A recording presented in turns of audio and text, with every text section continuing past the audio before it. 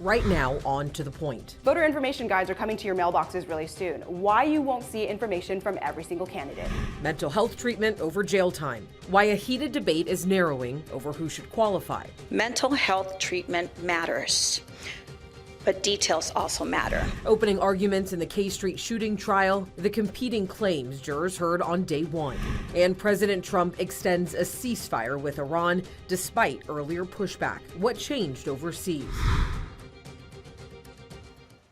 Well, the June primary election is now just 6 weeks away, and this little guy is probably already popping up in your mailbox. This is the voter information guide. And look, we had a viewer reach out to our team asking why a candidate, Tom Steyer, does not have a candidate statement. So our team was wondering the same question. So I want to bring in ABC 10's Jeannie Nguyen because this is something we really wanted to look into. And our team actually learned a lot along the way that we didn't know. So hopefully you find this story just as interesting as we did. Jeannie, what can you tell us about Well, this? Alex, I think you'll notice that there are multiple gubernatorial candidates that don't have a candidate statement there in that voter guide. And what we discovered is that it's actually optional to have a statement. So if you choose to have one, well, you got to read the fine print. As the June primary election approaches, state and county officials are prepping the necessary materials to send to voters. Voters in Sacramento County should be receiving, unless they elect to receive one of them online, 2 separate voter information guides in the mail. One comes from us with all the local election information, and another comes from the state with statewide information. Now, this here is the official voter information guide for statewide offices for the upcoming primary election. You can see that all the candidates are listed in here, but not all of them have their candidate information statements. And the Secretary of State's office says there is a reason for that. There are voluntary campaign spending limits for certain offices that candidates cannot exceed if they want to have a statement in the guide. Gubernatorial candidates must not spend more than $11,767 for the primary and stay under $19,611 for the general election. Those who accept these terms are allowed to purchase a candidate summary for the voter guide. Legislative analyst Chris McCaley says the U.S. Supreme Court ruled spending limits are a violation of the First Amendment's freedom of speech. So all they can do is make those spending limits voluntary. And so one incentive to accept it is inclusion of that statement in the ballot guide that goes to every registered voter. It's also not cheap to have a candidate statement. According to the Secretary of State candidate statement guidelines, statements for the primary election is $25 per word for up to 250 words. Even though all candidates running for governor do appear listed in the guide, McCaley says it's up to the voter to do the extra research. Voters will want to look at the individual candidates' websites, and they have not only thorough information about the candidate's background, but most of them have policy statements and even specific positions on different public policy issues facing California's voters. And the state is in the process of mailing out voter guides. In Sacramento County, officials will start mailing out the guides starting this Friday, Alex. All right, Jeannie, thank you so much. And we do want to give you some key election dates to keep in mind. You might actually want to take a photo of this. On May 4th, vote-by-mail ballots will be sent to registered voters. Early voting sites will also open on this date. May 18th is the last day to register to vote for the primary election. Between May 19th and June 2nd, voters can conditionally register and vote a provisional ballot. Election day is Tuesday, June 2nd. Polls will be open from 7 a.m. to 8 p.m. Tonight, there are more endorsements in the race for governor. Just one day after bowing out of the race, Betty Yee endorsed Tom Steyer. Yee made the announcement on YouTube alongside Steyer. She cited Steyer's commitment to working families, his dedication to protecting immigrant communities from ICE, and his passion for fighting for the climate crisis. Tonight, Assembly Speaker Robert Rivas says that he is endorsing Xavier Becerra for governor. Becerra is rising in the polls after Eric Swalwell exited the race and has now secured endorsements from 26 legislators. He's gone from 4% on April 4th to 13% on April 17th. He is now tied with Tom Steyer for the lead among Democratic candidates. Republican candidates Steve Hilton and Chad Bianco are still ahead of all other candidates. Now, look, we know there are a lot of names in the mix, so if you do want to hear from all the leading candidates running for governor, you can stream their interviews right now on our free ABC 10 app. All you have to do is just look for California governor's race on the home screen. You'll see it right there. Tonight, a bill to narrow the eligibility for California's mental health diversion program is moving forward. It passed the Senate Public Safety Committee today with a vote of 5-0. As ABC 10's Jenny Hush shows us, it was not without a lengthy debate. That if you commit the most serious violent crimes, diversion is not an option, especially if they're against children. The bipartisan Senate Bill 1373 aims to make violent repeat offenders ineligible for pretrial mental health diversion, a state program that allows defendants with mental health disorders to receive treatment rather than jail time. Currently, those charged with murder or manslaughter, as well as serious sex offenses, are not eligible for diversion. But bill author Republican State Senator Shannon Grove says more guardrails, like more discretion for judges, are needed. The system is being used by violent and repeat offenders to avoid accountability, and people are paying the price as victims. This bill is aimed at people that have learned how to game the system. Grove's bill adds human trafficking and child abuse to the ineligible list, similar to Democratic Assemblymember Stephanie Nguyen's AB 46, which seeks to give judges more authority to deny diversion when public safety is a concern. AB 46 would also require the defendant to have a diagnosis within 5 years before the alleged offense. Both Grove and Nguyen say they support each other's efforts. Mental health treatment matters, but details also matter. Mental health disorders should never be exploited as a legal pretext. And then everything is simply erased and they can go on to work in a daycare, coach Little League, and so on. Is really beyond the pale. Mixed reaction during Tuesday's committee hearing. Max Perry on behalf of the California Police Chief Association, also in support. Malik Bynum on behalf of the County Behavioral Health Directors Association in respectful opposition. Democratic State Senator Dave Cortese opposing, saying California lacks mental health resources as is. So that is the broken problem. It's not that mental health treatment doesn't work.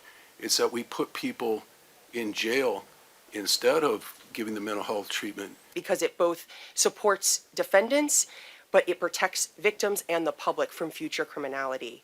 We asked the governor to weigh in, like if he agrees there are loopholes in the diversion program. His office declined to comment on pending legislation. Mental health diversion was signed into law in 2018 by former Governor Jerry Brown. Those survivors did not get a clean record. Second chances should never come at the expense of a victim. Jenny Ha, ABC 10. Still ahead 4 years after Sacramento's deadliest mass shooting, the trial is now underway for 2 suspects in the K Street shooting. And why prosecutors are now linking more deaths to defendants in the deadliest Sparto explosion. And as expected, it was a very active weather day. Rain, thunder, hail, all in the valley, and plenty of snow in the high country. I've got a full look at that forecast coming up after the break.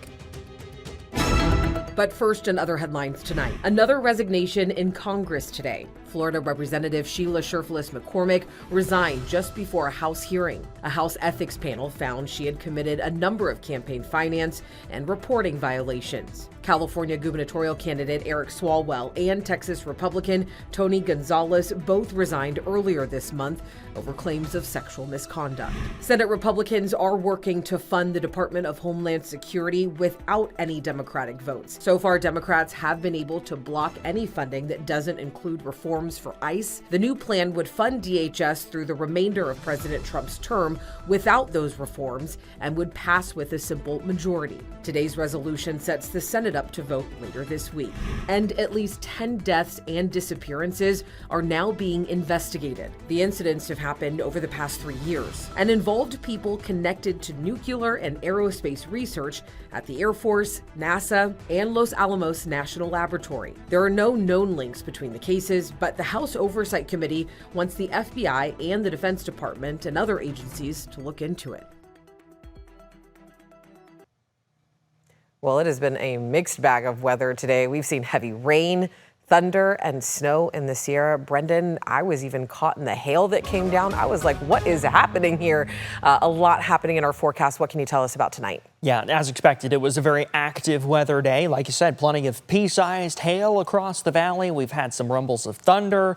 I mean, you name it. We've had just about everything. Some severe thunderstorm warnings up in Tehama and Glenn counties earlier, and then we've even had a tornado warning all the way down in Fresno County. So again, as expected, it was an active weather day. Radar and satellite right now still showing storms in the valley and snow in the high country. And as we look off to the west, although it is definitely not as active as it was, we do do still see some blips of green on the radar. And as those move inland, they could form into new thunderstorms over the next few hours. So let's go around the radar right now and take a look at a few different places. We've got some heavier rain up near Yuba City and Marysville right now. Then we'll look down through the Sacramento metro area. We've got some showers. This was a weak thunderstorm. Not really seeing any thunder with this anymore, but definitely still some pockets of heavier rain moving just to the south of US 50. But we also got some rain in Fair Oaks and Citrus Heights up towards Roseville. Folsom's going to get some more rain here in just a few minutes. A little further south, we do see a lightning strike there just off to the east of Lodi. This storm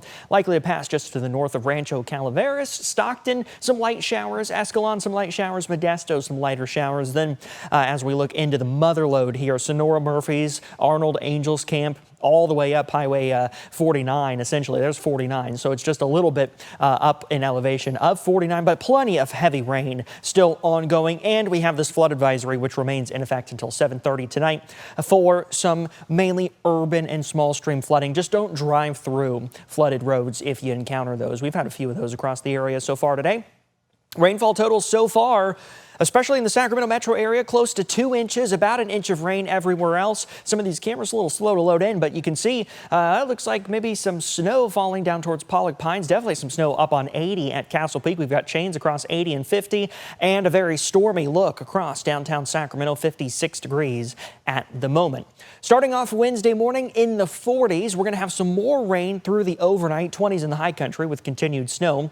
Wednesday mainly dry by the afternoon, wet in the morning, drier through the afternoon, but we are still going to have some lingering showers, including some snow showers in the Sierra. So through the rest of this evening, you see another round of moisture coming in. This is deep into the overnight now. We're going to have some more rain, more snow. For the morning commute, it's going to be another wet one, likely not as heavy as what we saw at times this morning, but nonetheless, rain still out there. By lunchtime, things do start to wind down and headed through the afternoon and evening. While there are still some pockets of rain and snow out there, for the most part, things are going to be much quieter Thursday and Friday as well as we work towards the weekend. And although for now things are looking dry, we can't completely rule out some rain chances towards the end of the month. Alex. All right, Brendan, thank you. And don't forget, our ABC 10 Weather Impact team is always here for you 24/7. If you do want to check out the latest conditions anytime, make sure you scan that QR code on your screen to check out our live 24/7 radar on our free app. It'll also have instructions on how you can download it there. All right after the break, embattled former city council member Sean Laloie facing several federal charges, now changing his plea ahead of another court hearing. And a fragile ceasefire between the U.S. and Iran is hours from expiring. Where things stand tonight. Opening arguments were heard today in the trial for the 2 men accused in the K Street mass shooting that happened 4 years ago. Prosecutors and defense lawyers delivered 3 very different opening statements. The DA says the defendants, M. Tula Payton and DeAndre Martin, were involved in a gang-motivated confrontation at 10th and K Streets. But Payton's lawyer argues the scenario is more complicated, that his client and a friend were in downtown to meet girls, and that the shooting came from one of the shooting victims. Jurors will next hear testimony from witnesses and officials. And you can watch the full opening statements in the Sacramento K Street mass shooting trial right now on the home screen of our free ABC 10 app, streaming right now. And we do have new details tonight in the deadly Esparto explosion. The blast took the lives of 7 people July 1st of last year. In a new court filing, prosecutors are linking 2 more deaths to 2 defendants in the case as they argue for bail to be denied. They say one of the defendants, Douglas Tollefson's products, killed an 8-year-old girl in Southern California just days after the blast in Esparto. They say another defendant, Kenneth Chee's product, killed an 18-year-old on New Year's Eve back in 2024. They say even after the Esparto blast, both Tollefson and Chi were talking about rebuilding operations in Nevada. Samuel Machado, a former Yolo County Sheriff's lieutenant, is also charged in the case. Prosecutors say during the decade he presided over the fireworks operation that was on his property. He lied to an FBI special agent after the agency received a tip about illegal explosives activity. A former Sacramento City Council member facing federal charges plans on changing his plea this week. Sean Laloie was charged back in 2023 with federal crimes, including wire fraud, using false immigration documents, and conspiracy, among other charges. These stem from allegations that Laloie illegally employed undocumented workers at his 4 Viva supermarket locations in the area, mistreated them, and interfered when federal law enforcement tried to investigate. More charges were added in 2024, allegations that he defrauded the federal government out of COVID relief funds and then laundered the money. Laloie has previously pleaded not guilty, but a document filed last week in federal court shows Laloie plans on changing his plea. Court officials tell ABC 10 a plea agreement will be filed following a hearing on Thursday. Now to the war in Iran. President Trump repeatedly insisted that he is not interested in extending the ceasefire until announcing the temporary agreement. It comes at a crucial time, just hours before it was set to expire. ABC's Christiane Cordero has the latest from Washington. In the final hours before the fragile ceasefire between the U.S. and Iran was set to expire, President Trump today announced the temporary truce has been extended. After repeatedly saying he was not going to agree to a ceasefire extension, the president today writing on social media he has agreed to, quote, extend the ceasefire until such time as their proposal is submitted and discussions are concluded, one way or the other. Still, President Trump insists a deal will be made, deflecting pressure on Iran to make a deal when speaking with CNBC today, threatening to escalate attacks if not. What I think is that we're going to end up with a great deal. I think they have no choice. The Trump administration has leveraged its military power by squeezing Iran economically, blocking ships from leaving or entering Iranian ports. And this video shows the latest Iranian-linked vessels seized by U.S. troops. It happened in the Indo-Pacific overnight. The Defense Department says it now has custody of the sanctioned vessel as it vows to crack down on anyone helping Iran. Iran's foreign minister on social media today called the blockade of Iranian ports an act of war, accusing the U.S. of violating the ceasefire. The country's UN representative says it will only agree to a new round of negotiations when the blockade ends. Today, the Treasury Department announced the administration is issuing a new round of sanctions targeting Iran's missile and drone program. It aims to penalize people and companies believed to be supplying Iran with certain weapons. Christiane Cordero, ABC News, Washington. As the war in Iran drives prices higher, President Trump's approval rating is falling. Take a look at this. According to a new poll, the president's approval rating on the economy dropped to 30% in April from 38% in March. 32% of U.S. adults approve of the president's leadership in Iran, which is unchanged since last month. All right, when we come back, Brendan will have one last look at our weather and the status of the latest spring storm. All right, giving you a live look at Highway 50 tonight at Sierra Tahoe. Oh my goodness, Brendan, talk about some snow in this Sierra, dangerous road conditions as well. Talk about what we're going to expect though for tonight, because the storm isn't letting up quite yet. Yeah, more of the same as what we just saw there with Sierra Tahoe. Those cars likely going a little bit too fast in my opinion, but chain controls across 50 and 80. Here's what the radar looks like right now. That green polygon in the valley and foothills, that's a flood advisory. That's going to continue for the next roughly half an hour or so.